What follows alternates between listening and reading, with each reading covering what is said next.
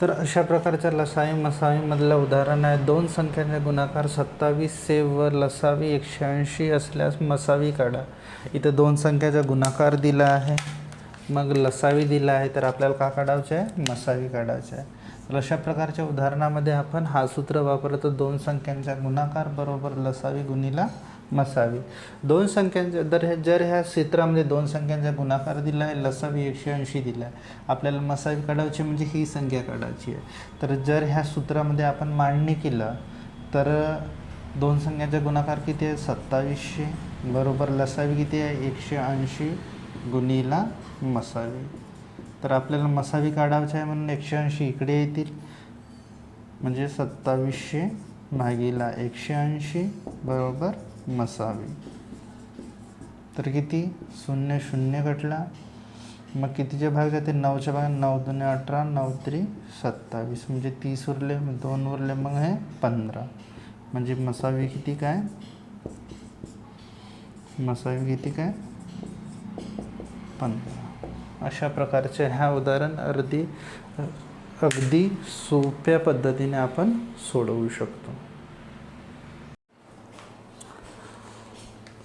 हा अशा प्रकारचा लसावी मसावी मधलाच एक उदाहरण आहे. यामध्ये खूप सारे विद्यार्थी कन्फ्यूज होतात. तर दोन संख्या आहेत 6x व 8x, त्यांच्या मसावी आहे 14 आणि लसावी आहे 168. आता आपल्या काढायचं आहे x काढायचे 6x 8x. अशा वेळेस मागच्या उदाहरणामध्ये बघितलेला दोन संख्यांचा गुणाकार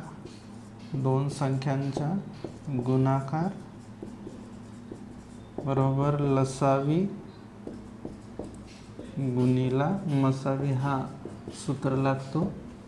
तर यामध्ये दोन संख्यांचा गुणाकार म्हणजे हे दोन संख्या कोणते? 6x गुणिला 8x बरोबर लसावी किती आहे? 168, मसावी किती आहे? 14. त्याच्यानंतर यांचा गुणाकार होईल किती? sin 8 48 x स्क्वेअर 168 गुणिला 14, मग x स्क्वेअर 168 गुणिला 14 भागिला 48. इकडे गुणाकारात जाते, इकडे भागाकारात जातील, मग 2चा भाग जाईल, 2चा 47 हे 7 नाही 24, मग 4चा भाग येते, 4 सख 24 ने 4 चौ 16 आणि 4 दुने 8, मग sin 7 6 1 6 sin 7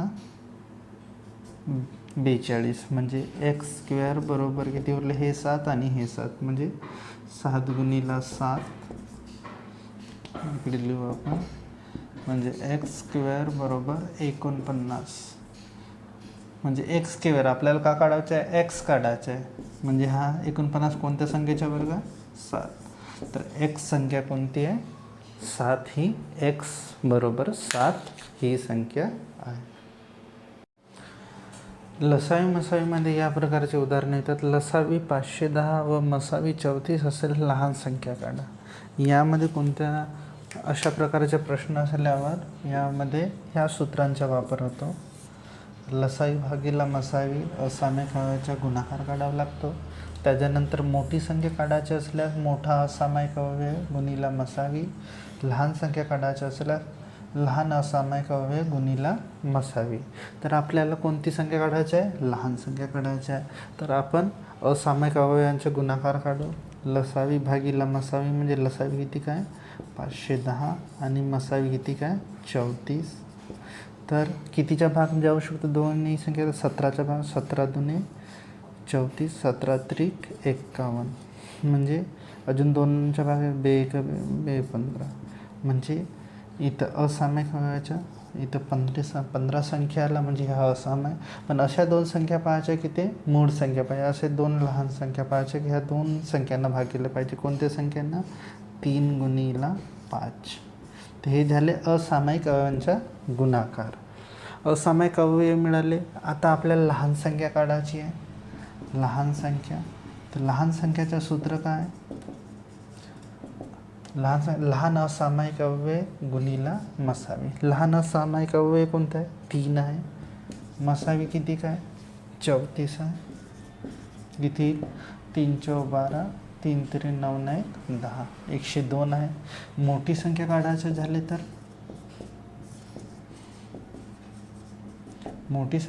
झाले तर मोठा असामायिक अव्यय किती आहे? 5 आहे.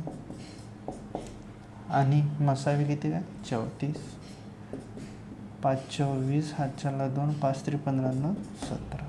तर अशा प्रकारे लहान संख्या काढता आला आणि मोठी संख्या काढता आली.